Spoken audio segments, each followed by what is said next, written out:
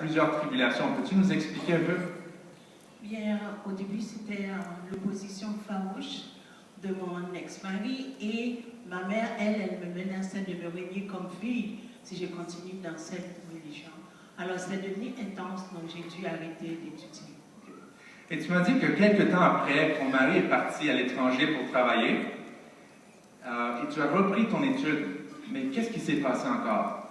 Bien, j'ai continué à étudier, mais 2 ans après, j'ai dû être hospitalisée cela pendant 3 mois. Je suis restée 3 mois à l'hôpital parce que les médecins me forçaient à recevoir des transfusions sanguines. Et vu que je refusais, donc ils m'ont dit il faut que je reste pendant 3 mois. Et tu peux imaginer, avec ce temps, je suis devenue le seul chef de famille. Alors, j'étais le soutien de ma famille et je n'avais pas de salaire pendant ces 3 mois-là. Alors, c'était une époque très difficile de ma vie. C'est peut-être stressant de vivre comme ça. En effet. Mais comment Jéhovah t'a-t-il aidé?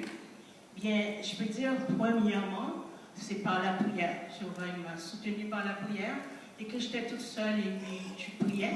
Et j'avais le soutien des frères et sœurs de ma congrégation qui ne me laissaient pas du tout, puis avec les enfants, et particulièrement aussi les publications. Et en cette année-là, j'avais eu l'annuaire qui me rapportait la persécution nazie que les frères et sœurs ont dû vivre. Ça m'a beaucoup soutenue. Marie-Jeanne, es-tu convaincue que Jéhovah aide? Certainement. Et ma vie même, le fait que je suis vivante et que je peux continuer à servir Jéhovah. Et je suis convaincue que Jéhovah il va continuer à m'aider, quelles que soient les circonstances.